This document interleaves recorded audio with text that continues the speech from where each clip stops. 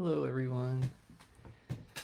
I have just set up this room to be the studio for the podcasts and the live sessions and all that. And yeah, it's been a long day, a lot of stuff to do, but I really enjoy connecting with everybody. And the last video was pretty crazy how many views I got. I was pretty surprised by that, but it gives me motivation to keep doing them. Even though just very few people click on it, it was like I got 850 people the first day, which was kind of cool. So thank you for that. Thank you for spending your time here with me and live from Orange County, California, on a beautiful rainy day. And yeah, I just want to talk about the Golden Age and how this has been something throughout history that has occurred, various golden ages. But what precipitated these golden ages? Um, for one, it was just kind of in the cosmos, so to speak. Just but the other thing I believe that precipitated it was the alchemy, the gold, specifically. And but there's many different paths I understand, and I think ultimately what we want to focus on is cultivating chi.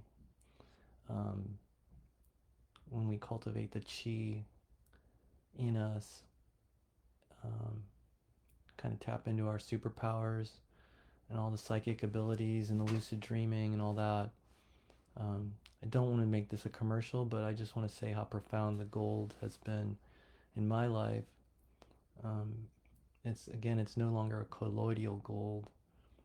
It ends up through this catalytic process. It ends up becoming creating hydrocarbons, which are it still blows my mind to this day. Um, but yeah, there's a rich history of golden ages, and so I feel like there's so many distractions about World War III and all kinds of nonsense, and obviously, you know, there's a lot of stuff going on. But I really want to invite everybody to just tune in to their own creative power and kind of disengage from all the nonsense. There's going to be a new crisis tomorrow, and there's going to be a new existential threat, and there's going to be more drama and all that. But I feel like if we can kind of pull out of our awareness into that, um, out of that matrix, out of that timeline, and so we can choose to create in community. I know there's so many people right now that are doing that, that are in the tropics especially, and living in these fruit forests and just connecting with nature, and that's amazing, honestly. Like I feel like that's such a cool thing, and so good that you actually did that and had the courage to go ahead and do that. But yeah, it seems like there's going to be really two camps: of return to nature camp, and then this AI master kind of, you know, physical material possession oriented kind of group as well. And I don't have a reaction or emotion either way.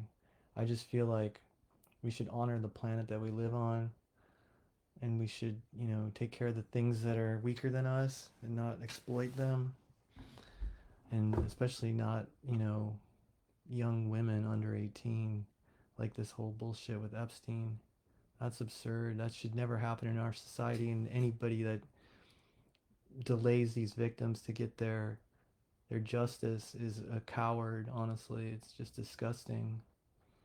You got to stick up for the weakest people in our society, and that's what shows what kind of society we are. And so it just blows my mind that there would be people in this world that would do such heinous evil things to against the innocents, the powerless. We have a responsibility as a man to guide the feminine, not exploit it. Especially young girls, especially, it's just unacceptable.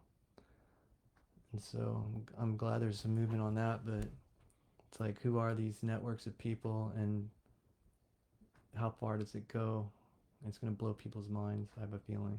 This is all stuff that we've been talking about since, like, it's been a while since I think, Iran-Contra and all of those connections, and um, yeah, it's pretty deep. It's just like the exploitation of the younger women is just one piece of it. The other pieces are even more heinous, if you can believe that. I mean, it's just absolutely horrible. But yeah, I would like to talk about changing the whole script, because the only way they have power over us is when we give them that power and capitulate to their just let their plan, like, trust their plan. Right. Trust their plan. I trust God's plan, and I believe that that's natural law, and so we got to just get more in tune with that, and then tap into our creative power. We weren't meant to really live in these glass boxes and toxic homes. We were, created to live in nature and get our feet in the ground and grow our own food and all that sort of stuff. And so that's kind of my interest, is growing food and building good soil. And I've been studying that for a long time now, and I had a really good friend, Doug Beitler, who's gone now, but he really blew my mind about the microbes and how just crucial microbes are, both in people and in plants and in the soil and stuff. So um, everything kind of hinges on our microbes, and so keeping those micro colonies alive. And the yard outside, which I'll do another live with, I'll do another live during the daytime and just show you the yard. It's about 15 years worth of soil restoration, and so uh, it's basically rewilded suburban lot in Orange County, and it's completely has it's like an ecosystem back there. All kinds of animals go through there. It's insane, like, to see there's coyote that go back there, and like the raccoons and the possums and the squirrels and the birds and other cats, and seen a falcon back there once. It's like the wild world of animals or something like that. But yeah, I want to show you the soil. It's so puffy and like a cushiony, like a pillow. And so I'm really a big believer in no-till, and just allow the leaf debris and the compost to kind of seep down into the soil. And after a couple of years, I mean, after 10 years, that soil was like black. It was so beautiful, that soil that it made. So yeah, like, and then the roots went down so deep, and then the mulch layer protects the evaporation rate, so I don't have to use a whole lot of water during the summertime. I do use it on a few of the plants that haven't really um, gotten into the water level, but there's some of these plants back there, like the mango tree. That tree is like tapped into the water level, the underground water level, because it never needs water, and it's like as tall as the electric poles where the not the high voltage lines are, but the second ones that feed the houses. Like, it's about that tall. And yeah, amazing the mangoes that it produces. So yeah, I want to just, that's kind of like the content that I want to create, is the alchemy, of course, teaching you guys how to make spagyrics and how to engage in the work, and also how to embrace this as a longevity practice and how to incorporate it in your life. And that's what I hope to do with the book that's going to come out soon. And it's a roadmap on real, true longevity, and it's part of it, the true longevity system that I came up with. So I want to share that with you guys. I want to share how to grow really amazing food, um, starting with, soil remediation, bioremediation, and then into, planting and feeding and that sort of thing. And then yeah, so grow the herbs and then make the tinctures, and then um, apply them to use. It's kind of fun. It's the whole system is like a closed loop. So yeah, I'm looking forward to that. And then also going into some of the history. And then I have a new ORMS process that I came up with that I really want to get analyzed first and then be able to release it. So yeah, I'm working on fundraising for that. And yeah, it's going to be a really good winter here. I have a feeling. It's already so wet. We've got a ton of water. All the rain barrels are full, so that's super amazing right now. And I need more capacity for the rainwater basically. Right now, I think it's like 600 gallons, maybe, maybe more than that. But yeah, I want to get like 2,500, 5,000 gallon reservoir ultimately, because it'll fill up and last through the summer. Because like when you use the water, the city water, I gotta run it through a filter to get all the nasty shit out. But um, yeah, when you just do the sprinkler with no filter, it just all the plants are suffering and they got all kinds of weird shit that happens to them. So when I filter the water, when I use rainwater, it just the plants love that. And so that's what I do after noticing just the amazing effects that that does. Right now we're in there's like a citrus quarantine right now in Orange County, so nothing can come in or out. So anyway, but a lot of mine are just from seed anyway, and I just planted in, well, not just planted, but there's one that I planted a couple years ago that was from seed, and it's such a strong plant because it got knocked over by one of the animals and completely broke off. There was just a stump, and then it grew a branch, and then it just attached to the thing, so it doesn't even look like it. It kind of looks like it's been cut and then like um, grafted onto a rootstock, but it's not. It's where it broke off, and it's just amazing how nature does that. That even with the macadamia nut tree, it had like this branch that got broken off, and it left like a hole, and then the hole just kind of filled in, and then it just got completely straight, like it never even happened. I mean, nature is so incredible. It's just mind blowing. The like if you had a different time perspective and like you could just sit there and watch it for days, weeks, months. It would just like, I mean, imagine like the live photography of that, where it just the time lapse photography, where it just like grows back like this. Bloop. It's so freaking crazy how nature is, and that's kind of like our bodies too. Like our bodies are powerful healers, and we just got to get out of the way, and we just got to get our ego out of it, and then allow it to do the healing. But then we've got to give it the proper nutrients for the healing, you know?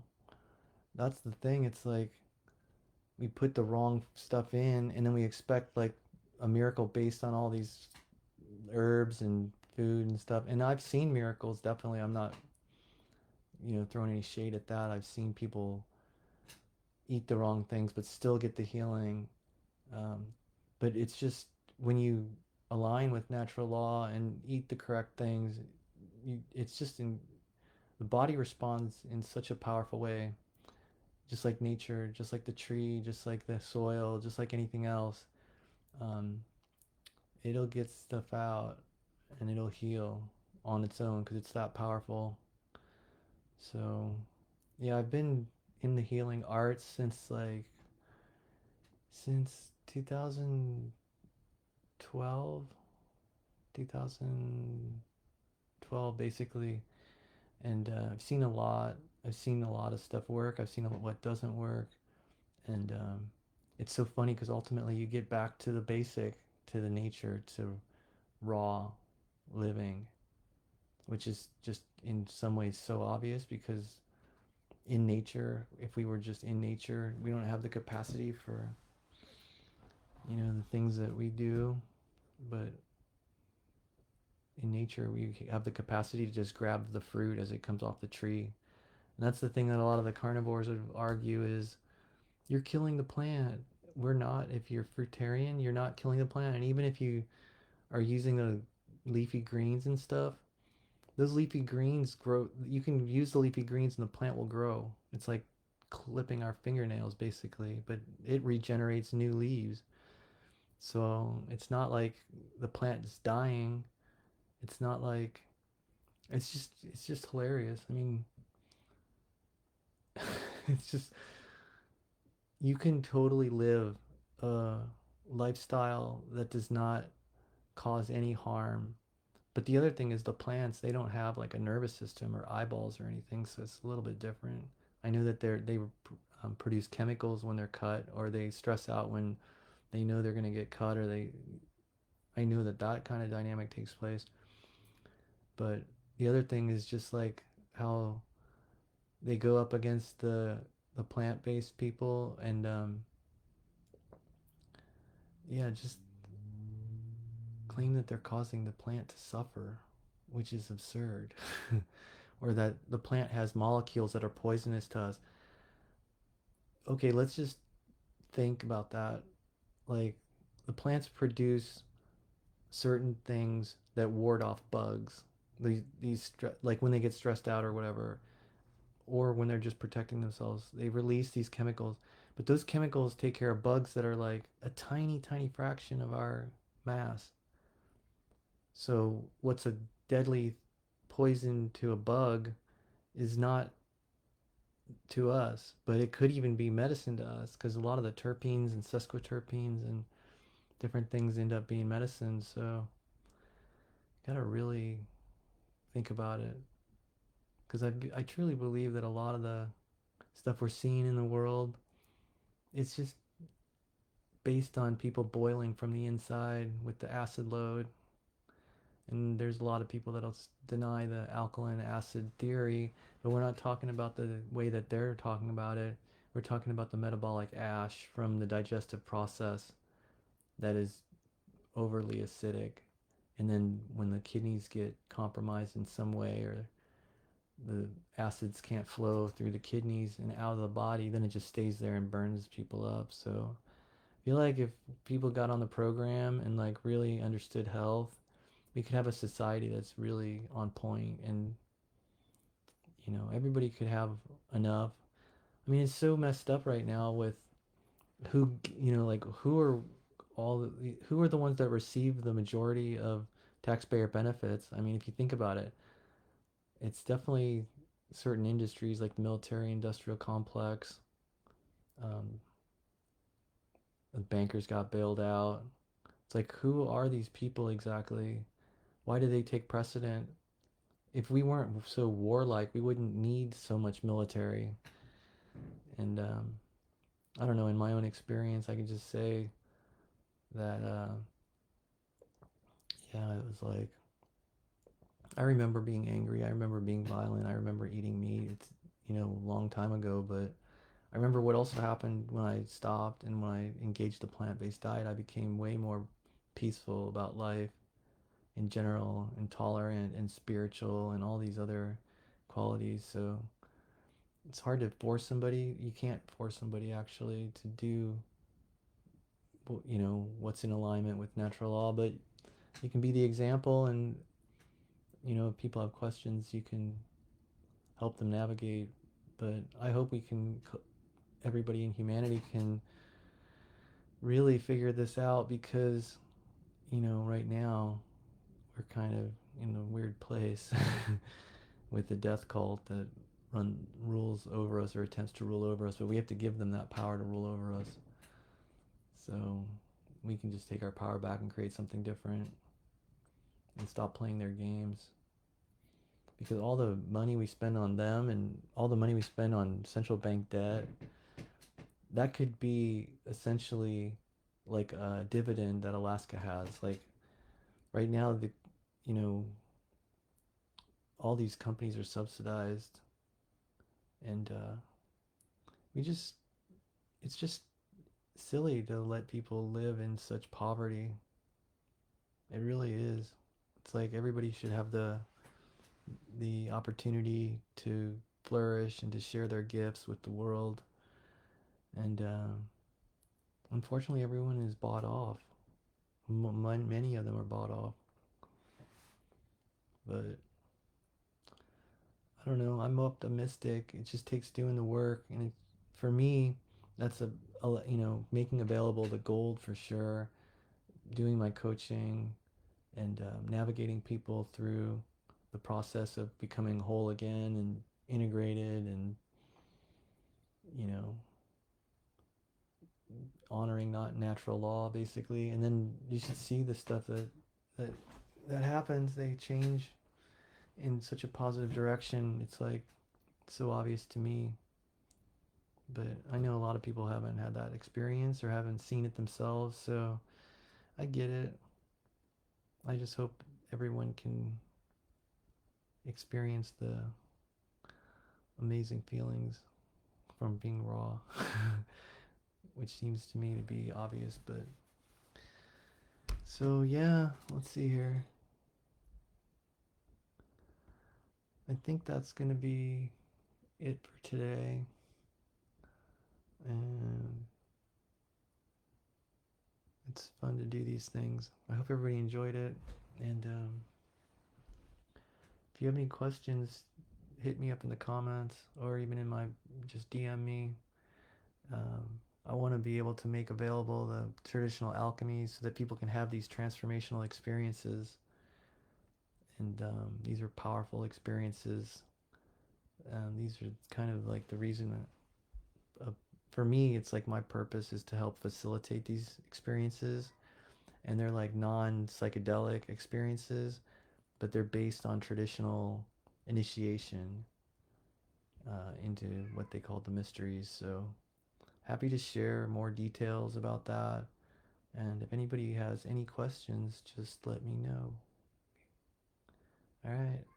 Have a good night, everyone. Bye for now.